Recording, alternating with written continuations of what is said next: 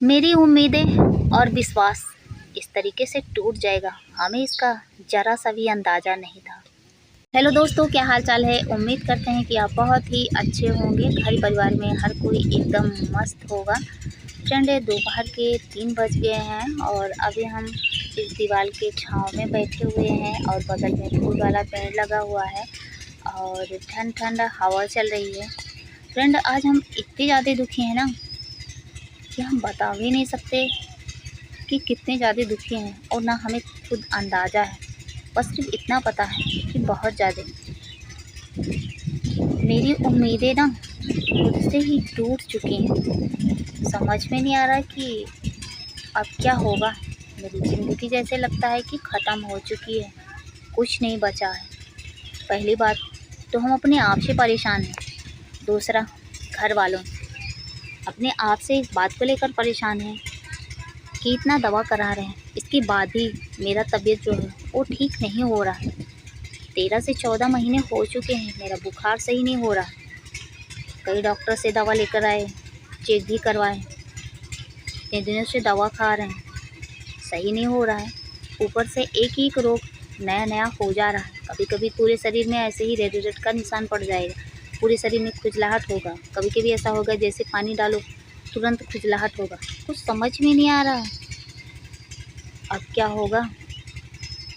दूसरा, घर वालों से बहुत ज़्यादा परेशान हो चुके हैं क्योंकि कुछ कर नहीं पाते, तो वो लोग उल्टी सीधी बातें सुनाते रहते हैं। खैर, उतना करते हैं जितना कर पाते हैं धीरे धीरे करके, लेकिन फिर भी उन लोगों को संतुष्टि नहीं होती। पहली बात तो लड़की हैं, दूसरा गांव में जन्म लिए हैं, तो इससे बड़ा श्राप और क्या हो सकता है मेरे लिए। हर कोई उल्टी सीधी बातें सुनाता रहता है, मैं हमेशा दवा ही खाना है, दवा खा रही हो, ठीक नहीं हो रही हो, ये नहीं कर रही हो, वो नहीं कर रही हो, ऐसा नहीं कर रही हो, वैसा नहीं कर रही हो।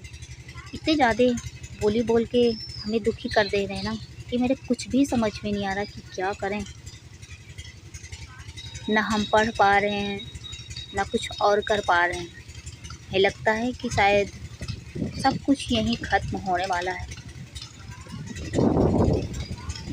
आज ही आटा ख़त्म हो गया है, हमें गेहूँ साफ़ करना था, लेकिन तो मेरी हिम्मत नहीं हो रही है कि उसे हम साफ़ कर दें।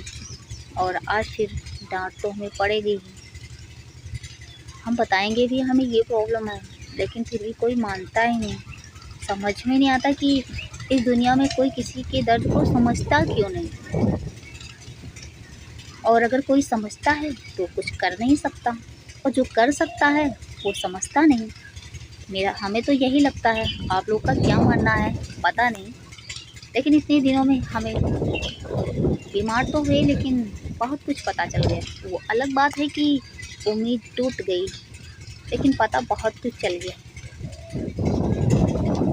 इस वजह से सोचे चलिए दोस्तों से बात कर लेते हैं। सोचते हैं कि कहीं से तो थोड़ी सी खुशी मिलेगी, लेकिन मिलती ही नहीं। अब ऐसा हो गया है कि मेरा वीडियो बनाने का भी मन नहीं करता, क्योंकि मेरी आशाएं जो है वो उससे भी टूट चुकी हैं। कुछ नहीं हो रहा है, पता नहीं क्यों आप लोग सपोर्ट नहीं कर रहे हैं। पता नहीं मेरी आवाज़ कड़वी लगती है, या पता नहीं कुछ बताते भी नहीं कमेंट करके कि कमी क्या है। क्या ही कर सकते हैं। आज हम 1 बजे के लगभग में बिस्तर पे लेट के क्लास कर रहे थे, क्योंकि बैठ के क्लास करना या पढ़ना मेरे बस की बात नहीं है। मेरा तबीयत इतना ज़्यादा ख़राब हो चुका है कि अब हिम्मत ही नहीं होती। फिर अचानक से मेरा तबीयत बहुत ज़्यादा ख़राब हो गया, दवा खाई, कोई फ़र्क नहीं पड़ा। इसके थोड़ी देर बाद फिर जाके थोड़ा सा सही हुआ, और फिर हम बहुत ज़्यादा दुखी हो गए। हमें लगता है कि अब हम पढ़ नहीं पाएंगे। हम ना खा पाएँ वो ठीक है, लेकिन पढ़ नहीं पाते, इस बात को लेकर हम बहुत दुखी हैं। और हाँ, आप लोगों से ये रिक्वेस्ट कर रहे हैं कि अगर सपोर्ट कर दें तो मेरे लिए बहुत ही अच्छा होगा। अगर कोई कमी है तो आप कमेंट करके बता सकते हैं, लेकिन ना तो सपोर्ट करते हैं ना तो कमेंट करके बताते हैं। समझ में नहीं आता कि मेरी आवाज़ इतनी कड़वी है क्या। अगर है तो भी बता सकते हैं। खैर, मेरी उम्मीद खुद से भी टूट रही है, घर वालों से भी, आपसे कर रहे हैं। देखते हैं क्या होगा। तो अब हमें गेहूँ साफ करना है।